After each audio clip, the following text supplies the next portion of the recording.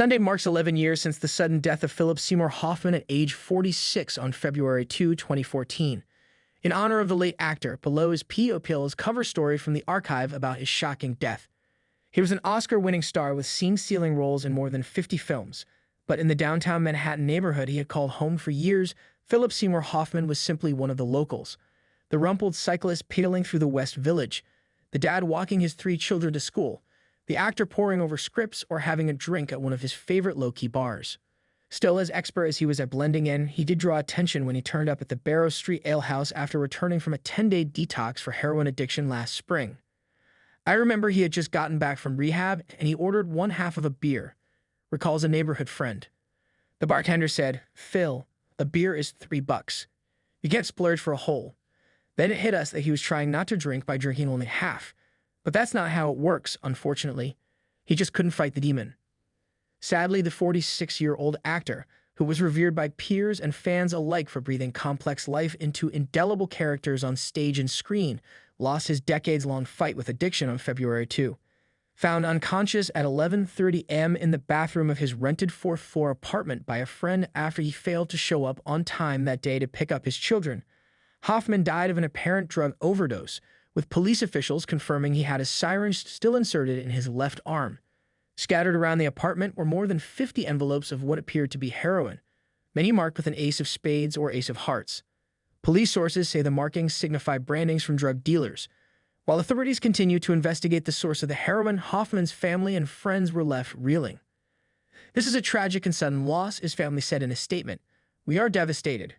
While his former co-stars, including Nicole Kidman and George Clooney, paid tribute to the man Kidman called one of the greatest actors of all time, condolences poured in for Hoffman's longtime girlfriend and fellow Labyrinth Theatre Company member Mimi O'Donnell, 46, and the couple's children Cooper, 10, Tallulah, 7, and Willow, 5, who were living in his separate apartment at the time.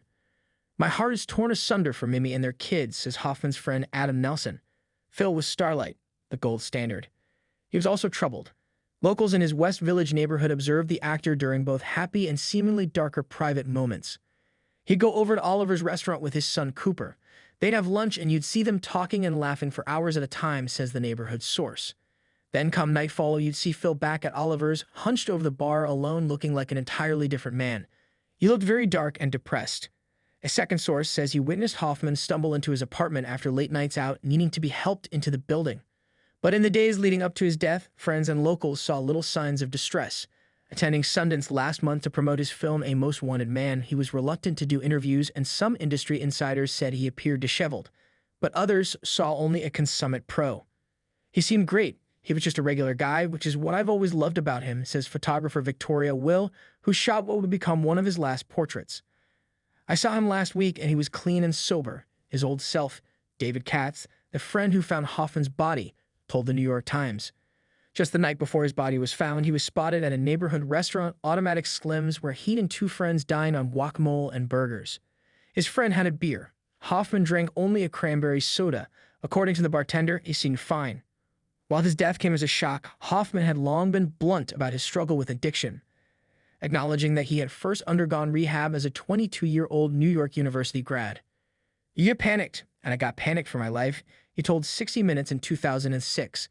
In 2011, he told The Guardian, "I had no interest in drinking in moderation. And I still don't. Just because all that time's passed doesn't mean maybe it was just a phase. That's who I am."